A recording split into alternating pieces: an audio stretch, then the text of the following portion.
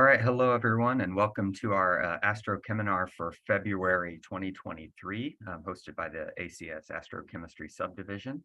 I'm excited you're all here today, and we have a couple of very nice talks lined up for you. But before we get to those, I do have a couple of announcements that I want to share with you. First off, the abstract submission is open for the fall ACS national meeting, which is going to take place in San Francisco. That abstract deadline is open until April 4th. And we're hosting a symposium this fall celebrating the 10th anniversary of the establishment of the astrochemistry subdivision. So we hope that we'll have lots of abstracts from you and the community, and we hope that we'll see you there in San Francisco this fall. We're also looking for people who are interested in organizing an astrochemistry symposium at a national meeting to take place in 2024.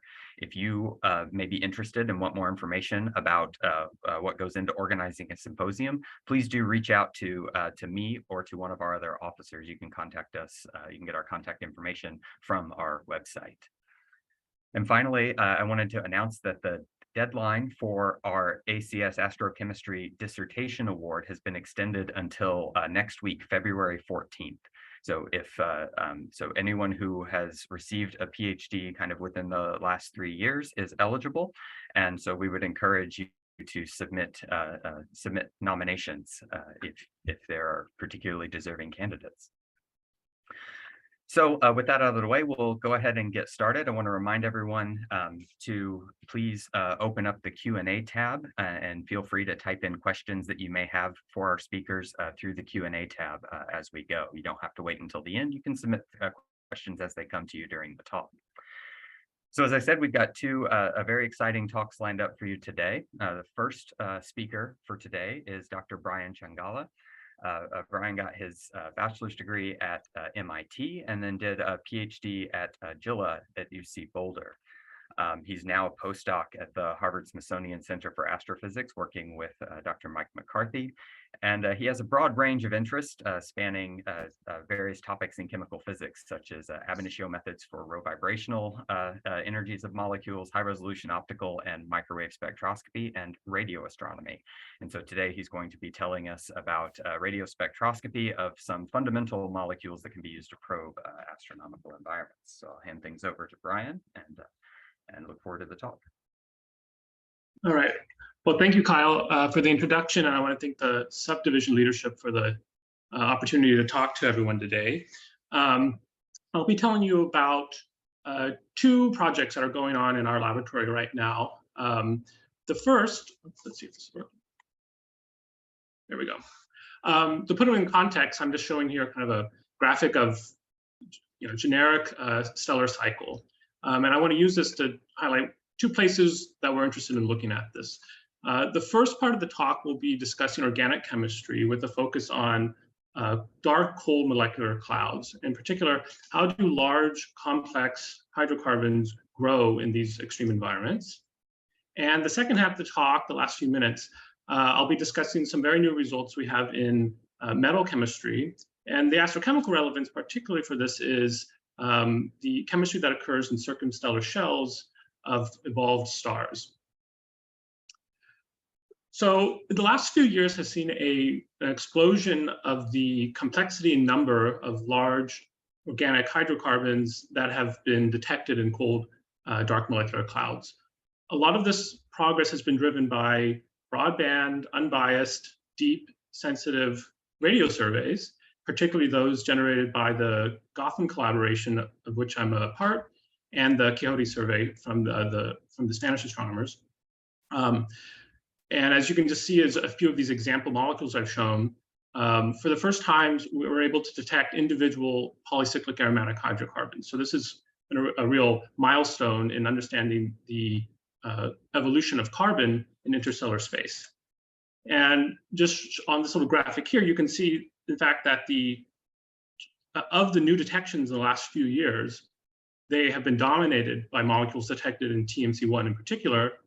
And most of those are these large hydrocarbons such here. So this is really driving a lot of the new chemistry that we've discovered recently. In order to create large complex hydrocarbons at these extreme low temperature and low pressure chemistries, radicals are a central ingredient. And this is because at these temperatures and densities, the only type of chemistry that's going to go with any efficiency must be barrierless and exothermic. And it also must be bimolecular, by which I mean you need to have some sort of a leaving group on the product side of the reaction to carry away this excess energy. So a prototypical reaction you might consider as a candidate for creating complex hydrocarbons, and in particular, an aromatic ring in these environments is the self-reaction of propargyl. And this has actually been studied in the lab at single collision conditions by the reference that I've cited here. So two propargyl radicals can be combined to form a benzene molecule, but under low pressures, that benzene molecule will never be stabilized. And so it would always leave by expelling a hydrogen atom. And so in this case, the dominant product you would expect is the phenyl radical. And so this sort of reaction is something that we might postulate to be occurring in these cold dark clouds, but we have no direct evidence of as of yet, and that's something we'd like to acquire. So I want to focus both on the reactants and the products in this reaction. So we'll start with propargyl. Propargyl is a very well-known small hydrocarbon radical. It's one of the smallest so-called resonance stabilized radicals. And so I've drawn on the right here two pictures of Lewis diagrams that you might draw for deciding where is the radical in this molecule. But as we know that both of these structures have a large contribution to the actual ground electronic state, and the radical electron is distributed over the entire carbon backbone, as I've shown on the left. The parent isotope has actually been known in the laboratory in the rotational spectra for a few decades, work done by Tanaka and co-workers. And in fact, it was this laboratory work that led to it was used for its detection in TMC1 just a couple of years ago. But despite its ubiquity in the lab, and it's now known to be very abundant in space, its precise structure, and in particular the distribution of this radical electron, are not precisely known. And so we wanted to take some additional measurements in order to shed light on these kind of fundamental aspects of the structure of this key radical. So all the lab work I'm going to show you today is using our cavity Fourier transform microwave spectrometer. I won't go into the details of this instrument. I just want to point out some key features of it. The first is that because it's a cavity instrument, we have very high sensitivity to low abundance species, and in particular, short-lived radicals and ionic species. So I won't be talking about ions today. Another useful aspect of cavity spectrometers is that we usually operate conditions where our signal is proportional to the permanent dipole of the molecule, not to the square of the permanent dipole. And so this is really important for low dipole species, of which organic hydrocarbons are often have low dipoles. And lastly, the line widths of this instrument are very, very small. This is a supersonic expansion, so they're only a few kilohertz wide. And this means that hyperfine structure and things like this are very well resolved, and they always need to be dealt with. So how do you go about measuring something like pi delocalization in a radical like this? Well, we got started with the pure rotational spectra of the parent isotopic log, which I mentioned earlier. This work was done in the 90s. And based off that, we were able to extrapolate these numbers and measure all the single carbon-13 isotopes, as well as all possible deuterium substitutions. And so in total, we measured 8 new isotopic logs. And this represents quite a bit of experimental work to collect all these spectra, particularly because the dipole moment of propargyl is very small. It's only 0.15 dBi, so that means lots of averaging. I won't show you any spectra or constants or anything. I just want to kind of summarize 2 of the key results from this study. The first is the precise semi-experimental equilibrium geometry of propargyl radical. So this combines very high-level theoretical calculations for the 0-point vibrational motion. Applying those to our measured rotational constants, we can derive these highly precise, sub-milliangstrom equilibrium geometries. And the usefulness of these is that it allows us to illustrate very clearly the effects of this pi delocalization. So for example, if we compare these carbon bond lengths with those of the parent hydrocarbon, in this case, methylacetylene or propyne, you can see that there's a very drastic decrease in the single carbon-carbon bond length from about 1.45 angstroms down to 1.37, and a significant increase in the nominal triple bond carbon-carbon bond, increasing by about 0.02 angstrom. So these are very significant changes in geometry, and they come about exactly because of the different resonance structures that mean that these bonds are really somewhere in between a single and a double and a triple bond. The second main result we get out of these isotopic studies is to be able to visualize directly where the electron is in the molecule. And this is important because the unpaired electron is what's driving the barrierless chemistry that these hydrocarbons can drive. And so what I'm showing here are the inferred spin densities of this unpaired electron as determined using the spin 1/2 nuclei in the various isotopic logs. And as you can see from the cartoon on the bottom, these spin densities are pretty roughly uniformly distributed over the molecule. And so these two resonance structures of propargyl have roughly equal contributions in the ground state electronic structure. And so we're currently in the process of doing kind of more detailed comparison of these spin densities. There's also all sorts of nuclear motion effects and stuff that go into this. And we think this is a great test case for benchmarking these sorts of analyses. Okay, so that's propargyl. I'd like to focus now on phenyl radical, which is a key product we would like to detect in TMC1. To date, there's been some optical spectroscopy and millimeter wave spectroscopy, but the centimeter wave spectroscopy, the low frequency rotational spectroscopy that we need for an astronomical search has not been analyzed in any sufficient detail to perform that search. And the general problem with large open shell hydrocarbon radicals is that at these frequencies, you can't ignore proton hyperfine structure. And this becomes a systematic problem with these, or difficulty with these molecules. So what I'm showing here is just a single rotational transition for a molecule like this, let's say something around 14 gigahertz. If you account for the unpaired electron spin, this causes spin rotation fine structure, but it's not a very significant complication of the spectrum, nothing that you can't deal with. The real difficulty has to do with when you add or account for the nuclear spins of all these protons. And this proton hyperfine structure can be very extensive and very dense. Even when you account for some simplifications like symmetry and spin statistics, in general, the complications or the complexity scales roughly exponentially with the number of hydrogens. So for something like phenyl, you're maybe expecting dozens of lines for every pure rotational transition. And analyzing this has been the practical barrier for spectra of these open shell hydrocarbons. And I'll also just emphasize that the TMC line width is only a few kilohertz. It's a very cold source. And so all of this structure is readily apparent in the observed radio spectra of these sources. And so it has to be analyzed and assigned in the laboratory first before you have any chance of being able to detect it in space. Another technical issue with the Gotham approach to these detections is that it rests on averaging many, many individual lines of a low abundance molecule. And each of these lines has a signal to noise that's individually less than 1. But if you can average hundreds of them, then you can have a statistically significant detection. So this sort of approach rests on having a very reliable and complete laboratory catalog of frequencies. So it's not enough just to measure a line in the lab. You actually need to have a complete spectroscopic fit of the molecule in order to make headway with this approach. So I'll just say that we've been successful in doing this with phenyl. You have to have a lot of groundwork in place before you begin. There's always room for high-level coupled cluster calculations, particularly for giving us good estimates of hyperfine parameters.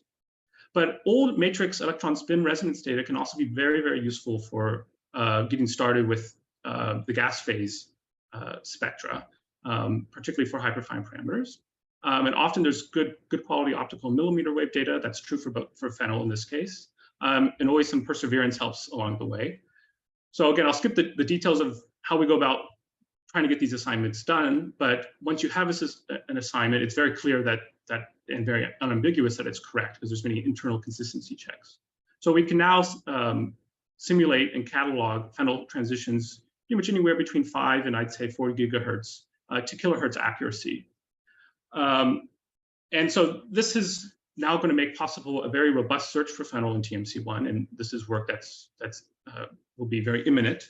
But it also suggests that other similarly important radicals, many of which are resonance stabilized, like allobenzyl or indonyl, are good candidates for laboratory analysis and then hopefully detection in dark, cool molecular clouds. So here's just a kind of panoply of radicals we're interested in looking at next. I'll also say that we recently just started looking at the microwave spectrum of cyclopropyl. This is work in progress, but it has a similar degree of hyperfine complexity as something like phenyl. Okay, so with the last couple minutes here, I just want to briefly showcase some work on metal-bearing molecules. As I said before, this is targeted towards the chemistry in the atmospheres of carbon-rich stars. So what I'm showing here is kind of a cartoon of a star like IRC plus 10216, so an evolved carbon-rich star. And in its circumstellar shell, there are several long carbon chains containing terminal metal atoms that have been detected. And it's hypothesized that these molecules are formed via an association and dissociative recombination mechanism, like I've shown here. And the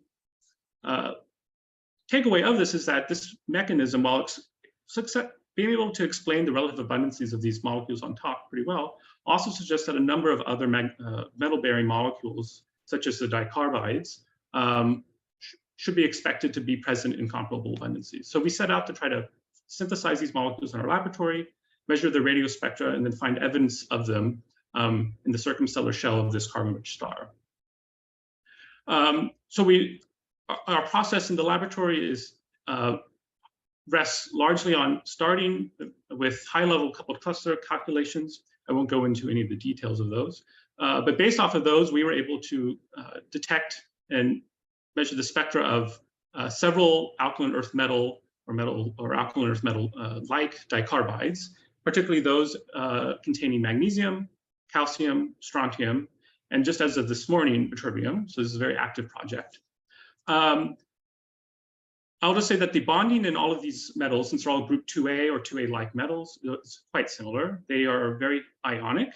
They bond side-on with the C2 group, donating 2 electrons so that you have a closed shell C2 double anion. And because they're so ionic, they also have very large dipole moments, all roughly 10 to the order of magnitude. And so despite their small abundance in the laboratory, they're actually not too difficult to observe because of this really large dipole moment. We've used this laboratory data and have detected them in IRC plus 10216, where we expected that they exist. And indeed, they are actually, both the magnesium and the calcium dicarbides are some of the largest or brightest unassigned lines in the radio spectrum of the source. And so they're kind of just low-hanging fruit once we actually had experimental or laboratory line frequencies for them. If you're interested in learning more about these detections, I'll point you to our recent reference for magnesium, and our work on calcium is being written up right now. So I'll actually probably skip this slide for time. So I'd like to finish this discussion on metals just with some open questions that these dicarbides have presented to us. First is, are there larger metal carbon clusters surrounding carbon-rich stars? Given the somewhat even-handedness of these dissociative recombination mechanisms, it seems likely that certainly higher carbon counts might be expected in these metal carbon clusters. We'd like to know what their distribution is both spatially and chemically in the star, and the thermochemistry of these small clusters, because this has important implications for dust formation in similar ways that silicon carbide clusters in these same types of stars do. And lastly, I'll just point out that these metal carbides are what I would call pseudo-oxides. The bonding is very similar to the corresponding metal oxides. And so an open question is whether other pseudo-oxides like MNH or MCH2 molecules are also abundant, both in these stars and in similar laboratory conditions. All right, so with that, I'd like to acknowledge my coworkers on these projects. Mike McCarthy is our lab supervisor of our lab. Harshal Gupta, who does his independent research in our lab. He's made major contributions on the metal work. Josh and Adav on the organic radicals. John Stanton provides a lot of theory support. Barney Ellison tells us, how we can do better on all of our experiments and make sure we don't stray too far from reality. And in particular with the metal bearing radio surveys, I'd like to thank Pepe and Agundes from Spain. They made major contributions to that work. And all of you, thank you for your attention. Well, thank you, Brian. I really enjoyed that talk. So again, if you have questions for Brian, please do open up that Q&A tab and you can type them there. To get started, I wanted to ask, you were talking about looking at the spin densities on the C3H3 radical. Were you looking at those with by looking at like the Fermi contact terms? Exactly. Sorry, Okay. sorry everybody with the slide back up here. My question is, like with Fermi contact, you're getting, it's sensitive to the spin density kind of like at the nucleus. Do you have a way of probing like the pi character? Exactly. So I roughly alluded to this. So precisely at the simplest kind of restricted Hartree-Fock level of orbitals, the pi orbital that the electron in has zero density at the nucleus. So at that kind of zeroth order picture, you'd expect these spin densities to be zero. Usually the only other effect that has been considered to make these non-zero is the so-called spin polarization. Correlations between the p orbital and s electrons can lead to a non-zero. And kind of looking at a large number of pi radicals, you can kind of get empirical relations that tell you how much pi density gives you how much spin polarization. And so this works pretty well. But another important effect for these small radicals turns out to be vibrational motion. So even in the ground vibrational state, the hydrogen atoms are bending with sufficient amplitude to lead to some S character being mixed into the nominal pi radical, just from becoming more pyramid-like. So and this occurs at both ends of the molecule in the case of a particle. And this can actually account for nearly half of the measured value. So these vibrational effects are pretty much as equally important as spin polarization for molecules that have, for carbon atoms that have hydrogens attached to them. And so kind of working out what the bare pi density is requires a lot of accounting for all these effects.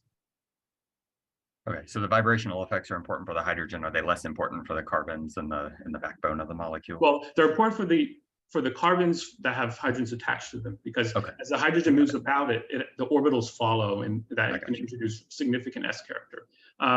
We're in the middle of doing kind of a full vibrational analysis now on this. So it's less clear whether it's as important for the central carbon where the vibrational amplitudes will be smaller. Okay. We have a question from Jinjun Liu, who first wants to thank you for the nice talk. And then his question is that MgC2H and MgC4H have been produced and detected in the lab. But do you have an explanation for why we have not found MgC3H? Well, hi Jinjun, thanks for the question. So yes, MgC2H and C4H are in the lab. In fact, we've recently been also doing some work on those isotopic studies on those molecules.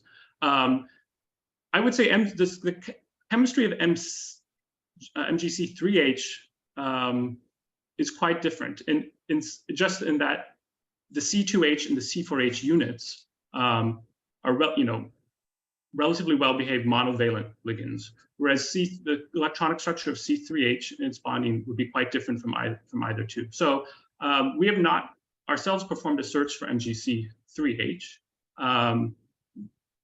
So I can't rule out that we don't produce it, let's say, in a comparable abundance as MgC4H. But I would expect the Mg carbon bonding in the odd carbon molecules to be very different. And so that might explain why there's apparently that they appear to be so deficient, both in space and in the laboratory. All right, thank you. I think looking at the time, we probably need to go ahead and move on, but I'd like to thank you again, Brian. I really enjoyed your talk. And so next up today, we're excited to welcome Professor Leah Dodson. Leah got her start at Case Western Reserve University and then did a PhD at Caltech with Michio Kumura. And her work there focused on spectroscopy and kinetics of systems relevant for atmospheric and combustion chemistry. During her tenure at Caltech, she held fellowships from both the EPA and Sandia National Labs, where she participated in some extensive collaborations with David Osborne and coworkers to do like kinetic studies with using synchrotron-based photoionization mass spec at the advanced light source. She was then a postdoc, a NIST NRC postdoctoral fellow at GILA, where she was probably concurrently with Brian. And that Leah worked with Matthias Weber on development of cryogenic ion spectroscopy techniques. Since 2019, she has been an assistant professor in the Department of Chemistry and Biochemistry at the University of Maryland, where her group focuses on the reactivity spectroscopy and dynamics of exotic molecules that are relevant for astrochemistry, but also combustion and atmospheric chemistry.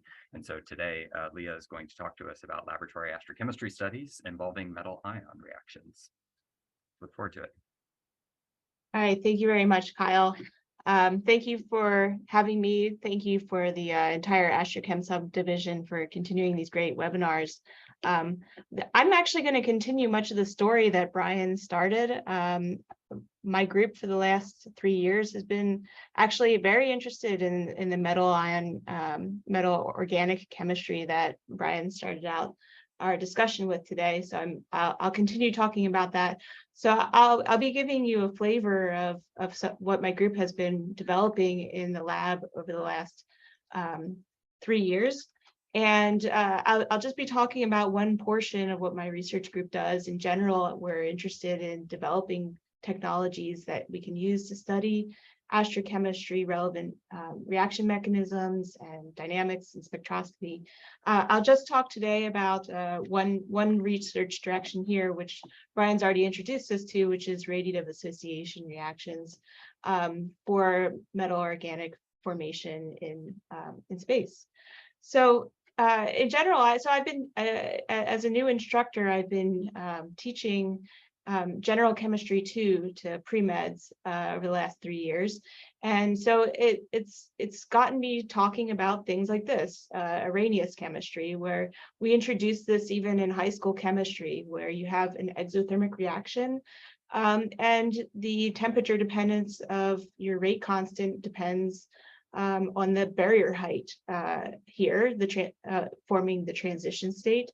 And in general, what we teach our pre-med Gen Chem 2 students is that this Arrhenius rate is going to dictate all of the chemistry that they're going to need to know. So as you heat up a chemical reaction, you insert thermal energy into your reactants, and then you eventually have enough thermal energy that you can come over the transition state and form your products. That's how we teach traditional chemistry. And of course, in this audience, that AstroCheminar, we know that this is not the only kind of chemistry out there. In terrestrial chemistry, we conventionally think as temperature goes up, reaction rate goes up. But we know that in space, this is not always the case. We actually have chemical reactions that speed up as the temperature decreases. And that's what I think is really exciting. And that's what my group is really interested in studying, is different fundamental mechanisms that could lead to inverse temperature dependencies.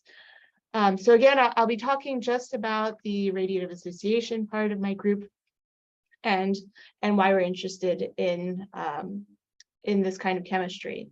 So I laughed when Brian showed this is a subset of the graphic and a little bit of a modified version of the graphic that Brian showed earlier, showing the stellar evolutionary cycle. This was a very nice graphic put together by NASA Goddard. And I took just a component of it to again highlight this circumstellar envelope sort of phase of chemistry in or phase of stellar evolution. And my group is interested in the metal organic molecules that have been being detected in circumstellar envelopes of astrophysical objects like IRC plus 10216. And we're interested in how the metal ion chemistry is driving a lot of the metal ion chemistry really demonstrates a lot of the primary charge carriers for these kinds of environments. And it's really challenging to actually quantify the abundance of atomic metal ions in these environments using, you can't use rotational spectroscopy to detect them. So like Brian already talked about, astronomers are using these organometallic species that are detectable because of their large dipole moments to back calculate the metal abundance in species like this. And there's some interesting theories out there about the connection between metal ion abundances, general metal abundances, and eventual planet formation in future cycles around this stellar evolution. So in order to get at total metal abundances in such astrophysical objects, you need to be able to quantify not only how much of each of these species are and detect them as which you need the spectroscopy that Brian's doing to do that. You also need to understand the kinetics that's forming these reactions in space, because ultimately you need to trace back to the amount of initial atomic metal atoms that you had in the gas phase. And so to do that, if you're not detecting those metal atoms themselves directly, you need to be able to rely on reliable rate constants that can give you information then about the abundance of the reactants that form these products. And so my group is studying the types of mechanisms that form this kind of these organometallic species in space. And as Brian already discussed, they're going to be formed primarily through radiative association mechanisms. And this is going to form these larger polyatomic organometallic species. But we're really not clear on the actual chemical mechanisms that lead to these products, different ratios between things like metal cyanides and other species, as well as the general chemical evolution of these products. So as Brian already said, what the conventional knowledge of how those organometallics are forming is from a metal ion reaction, where you're taking an atomic metal ion, in this case I'm showing Mg+, and reacting it with a neutral cyanopolyion species. For argument's sake here, I'm just showing cyanoacetylene. This is a complexation reaction where the metal atom is going to attack the nitrogen side of the molecule. You form this excited complex, which then through the emission of a photon can relax down to a ground state.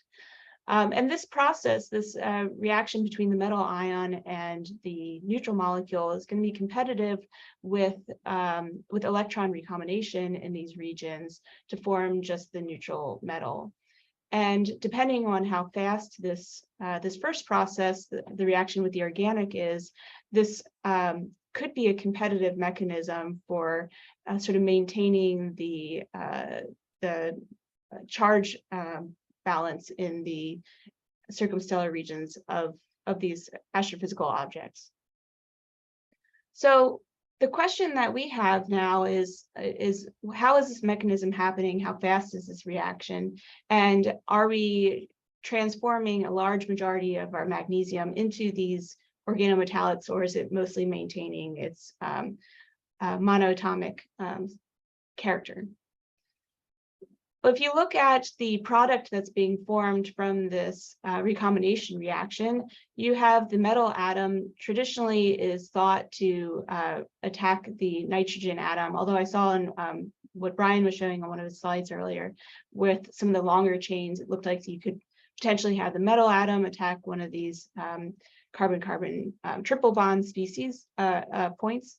But for these shorter ones, the computational results really show that what's happening is you get this linear structure as your product. It has not quite as large of a dipole moment as the cyanoacetylene itself, but it's something that is indeed actually a bound molecule. You have sort of a long 2 angstrom long bond distance between the metal and the nitrogen, but the binding energy, or maybe if you prefer the metal cation affinity for this organic, is sufficiently large enough that this is indeed a bound system. So then the fate of these kinds of ions in the circumstellar region is thought to be recombination with this molecule itself with an electron to eventually pop off a hydrogen atom and form some sort of organometallic product. And really the question that I had when I saw these kinds of studies is, what is the structure of this product? Because to me, the obvious choice, if you're losing a hydrogen atom, would, you pop this hydrogen atom off, and then you're just kind of left with this very odd looking C3 species hanging out with this nitrogen and the magnesium bound on the far end of the molecule. But if you look at the observations that are being made by astronomers, I mean, these are rotational spectroscopy measurements, and so you can understand very clearly what the structure of the molecule is that you're detecting. And that they've done that. They look at these rotational measurements of these organometallic species in space, and you can see on the top here is the cyanide species, and you can see they're drawing that this magnesium is currently bound to the carbon side of the molecule, which makes sense for us with chemical intuition that this would sort of be a stable product. But what's unclear to me is how you go from this intermediate ion where you've got the magnesium bound to the nitrogen to the structure shown here, what's being detected, the magnesium bound directly to the carbon. So we have questions about the sort of the mechanism that's shown here, but also important being how fast are these reactions? And so that takes me back to this radiative association reaction and how we're planning on measuring in the laboratory these kinds of reactions.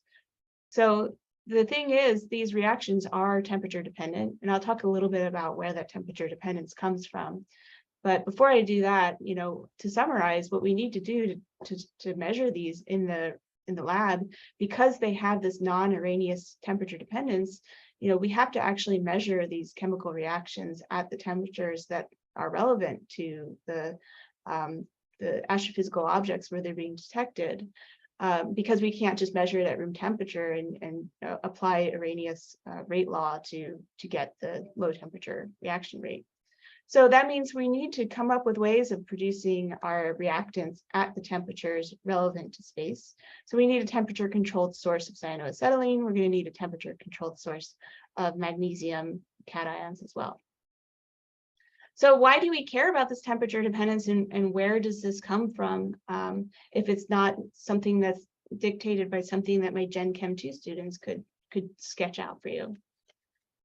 So radiative association reactions is actually kind of an old theory. It's something that Eric Herbst was working on way back in the 1970s and has been recognized by Bates as early as the 1950s.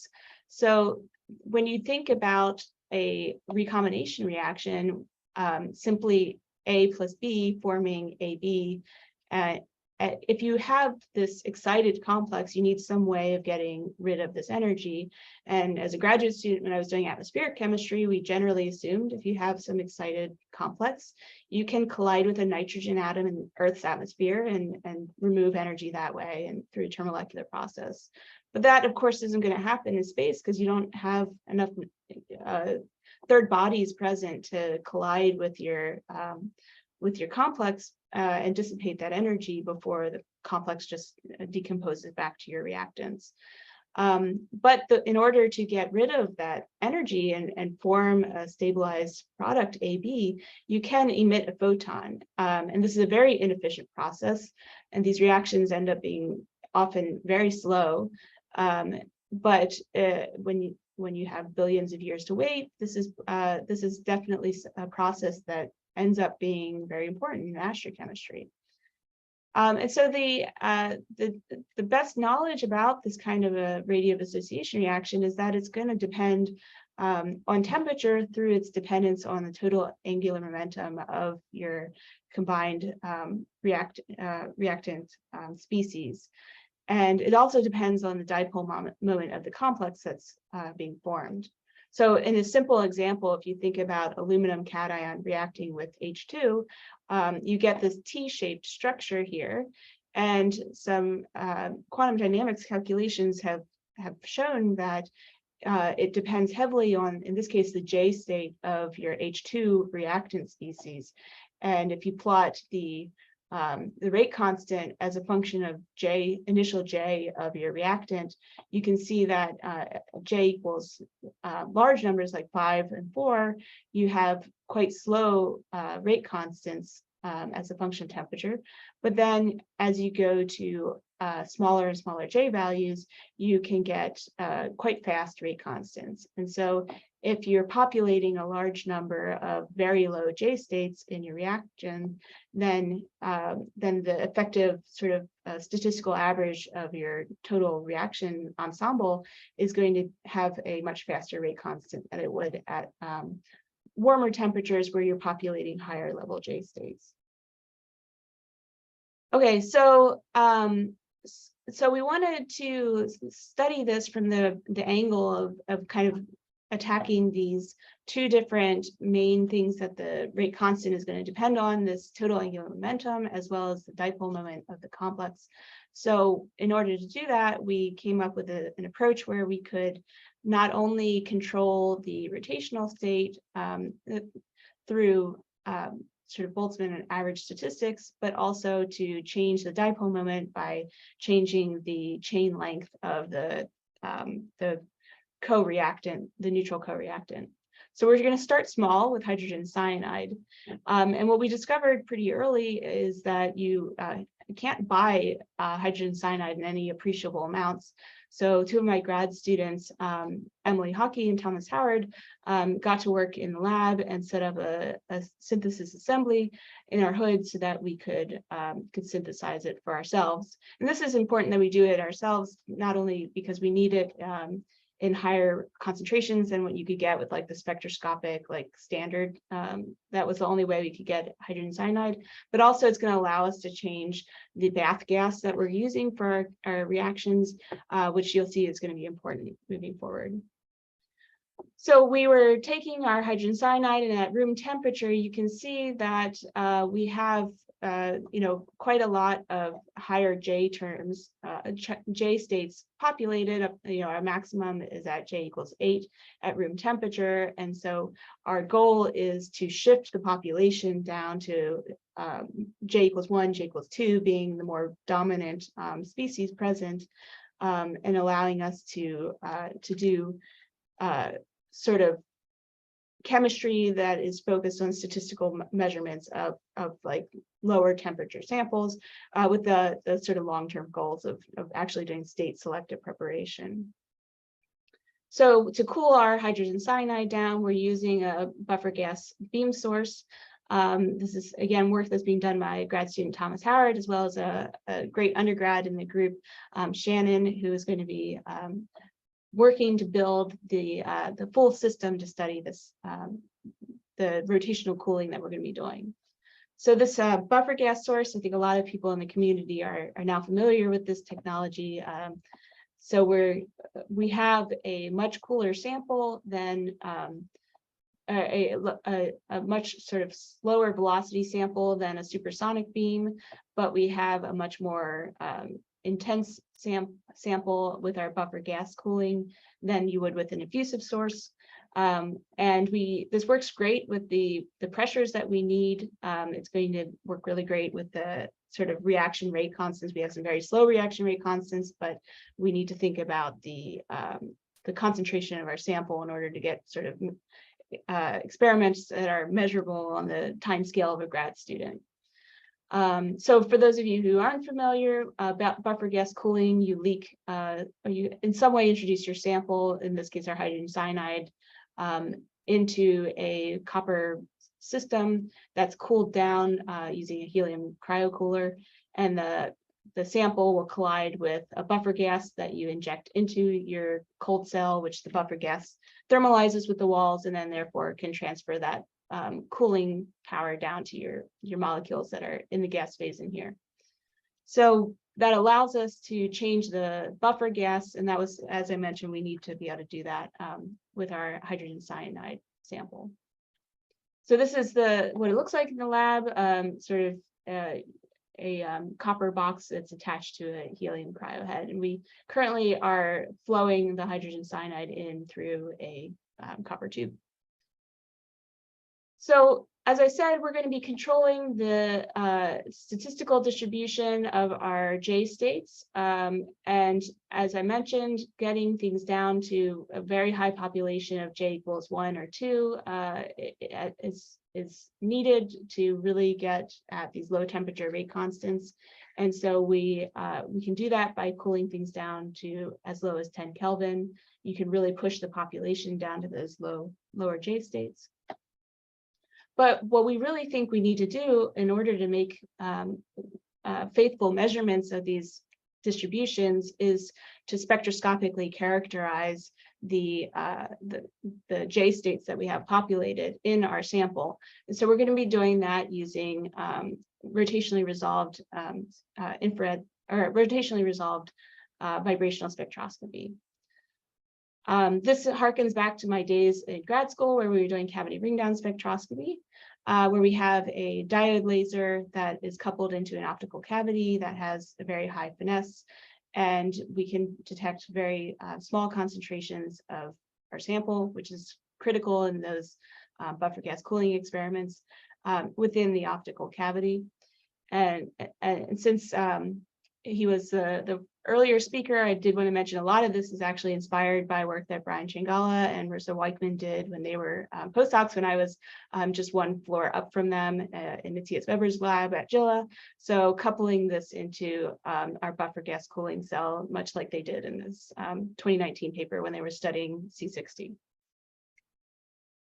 So this is the sort of the predicted ring down spectrum that we're going to look for. We can get with our diode laser, we have a minimum coverage of 3 rotational lines, which should be sufficient to measure the rotational temperature of our molecule. And some hot off the presses spectra here. This is a room temperature spectrum that Thomas and Shannon collected last week, showing that we actually can get 4 rotational lines in our spectrum. This is just a room temperature, non-buffer gas cooled sample, but we're well on our way to having a great way of measuring our rotational cooling of our molecules. So we have our work cut out for us with the temperature controlled source of the neutral molecules, but we're making great progress on that. So the next thing is the temperature controlled source of the metal ions. And this is work that's being done by a postdoc in my group, Juliana Pilotas, and a graduate student, Daria Kisarina.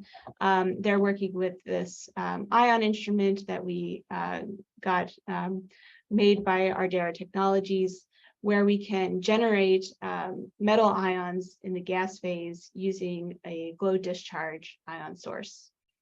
So walking through very quickly how this instrument works, we have this glow discharge ion source. We can take any sort of metal cathode, as long as it's some sort of conductive metal, we can attach it to the glow discharge wand, and we can sputter the metal ions into our vacuum chamber using this high voltage probe. And then we can take those ions, guide them through regions of differential pumping and use a quadrupole bender, and then eventually pass them through a mass filter, which allows us to isolate specific ions or in general measure the mass spectrum. Then we take those ions, again, pass them through a quadrupole bender, turning them 90 degrees, and then filling them into an ion trap, which is a linear ion trap made up of sort of the same rectangular electrodes that we use in our other mass filter. So as a bird's eye view, we have a few different ways of operating this instrument. We can have the ions generated initially in the glow discharge source and pass them straight through the mass filter and detected on the ion detector that's down here. So it's just a straight shot through, and this allows us to quantify the metal ions and the purity of the sample that we're generating. So this is our nice isotopic pattern that we get for, in this case, a nickel sample. And we can see that we maybe have a little bit of argon and oxygen present, but they're really quite clean sources. And then we can use our deflector and mass filter to kind of clean up that signal if we need to. We have another mode of operating the instrument. We can send the ions into an ion trap and then pass those ions back out of the ion trap and detect them again on what we call here the south detector. And so that allows us to form ion packets, which we then can measure on our instrument by detecting them here. And this sharp peak here shows these ion packets that we can eject from our ion trap. And then the third mode, which is really the main interest of this instrument, is the kinetics mode, where we can take the ions out of the ion trap and then send them back through the mass filter. And that allows us to measure the mass spectrum and quantify any products that are being formed through reactions in our ion trap. And so this is again, I'm showing you hot off the presses data that came out from my group last week. But we can see here, that, again, we have an ion packet that you can identify based on sort of our timing sequences here. So this peak here is our ion packet. We're working towards mass resolving this ion packet through the mass filter. This was just, RF only sort of mode for the mass filter. But we can, our ultimate goal is to be able to measure the mass spectrum of the ions as they've come out of the ion trap. And that will allow us a really great way of quantifying the products and differentiating sort of the type of reactions that are happening. So the end goals here, just to sort of summarize, we've got our trapped metal ion source that we're working out, getting all of the ways of measuring products that are forming. And we're going to couple that into the cryogenic buffer gas cooling instrument that I started describing for you, so that we can have this dual source of cold metal ions as well as cold neutral molecules and measure these radiative association rate constants. So that's sort of in the hopefully near future, and so be on the lookout for that. So I'll close just by reminding you that my group has done quite a lot already, and we're really excited to be here, be a part of this community, and we look forward to many other discussions with the AstroChem subdivision at many ACS meetings moving forward, and other meetings like ISMS, and where we see all our friends. So this is the group as we were in December 2022. And I want to acknowledge that the work I talked about today is funded by NSF, but I have another project in my lab funded by an ACS PRF. And thank you to everyone for listening, and I'll be happy to take questions.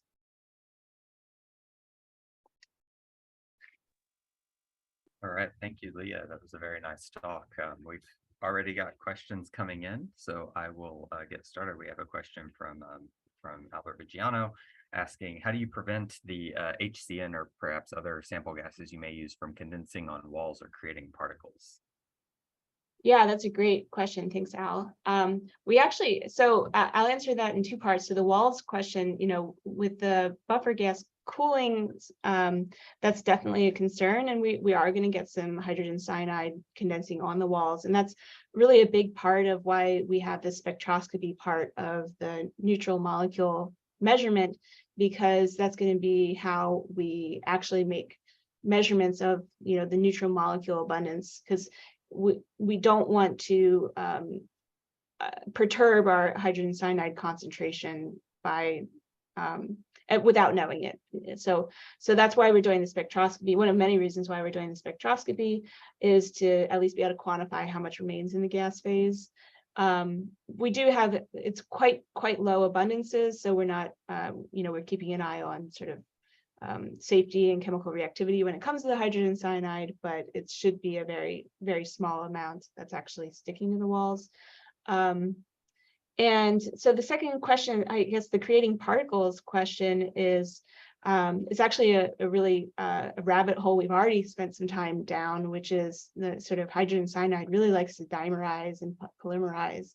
So, even smaller than just particles, we have to deal with the dimerization of HCN. And so that's something we've been exploring different buffer gases for.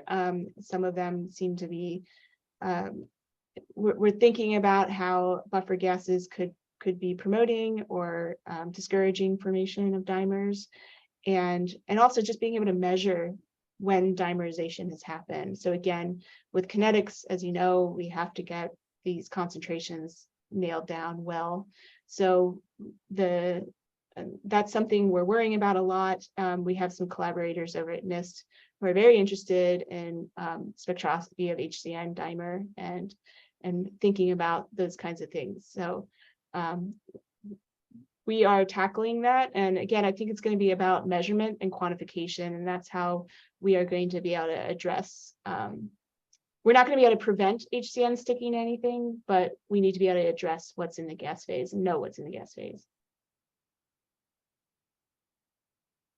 You've mentioned safety, and working in an experimental lab myself, I was wondering, how did you either convince your EH&S people to allow you to synthesize hydrogen cyanide, and what all precautions are you having to take to work with HCN safely in the lab? Yeah.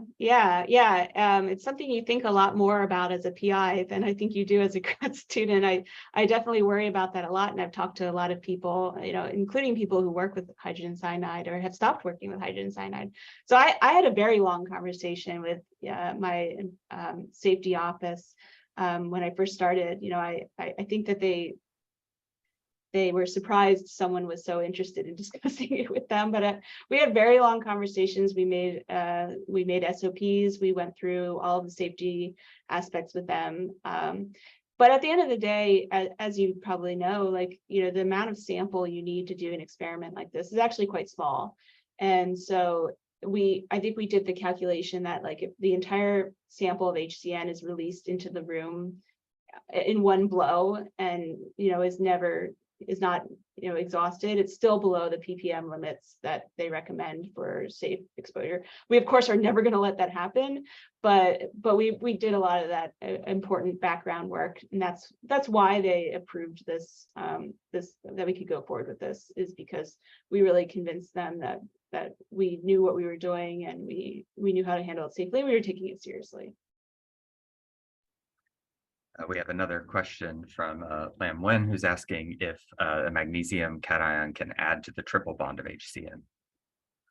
Yeah, that's a great question. And that's kind of what, similar to what Brian was showing. I mean, his was with the carbon-carbon bonds. I completely agree that there are a lot of places that Mg+ can add. And that I think for what they really found is that I think it's most likely that it's going to add to that nitrogen directly, but certainly interested in someone like you, Tan, to do really good calculations on this and explore all of the different routes. But that's kind of why we want to tackle this also experimentally, because if you can get spectroscopy in there and involved in the measurement, you can get structural information of the product.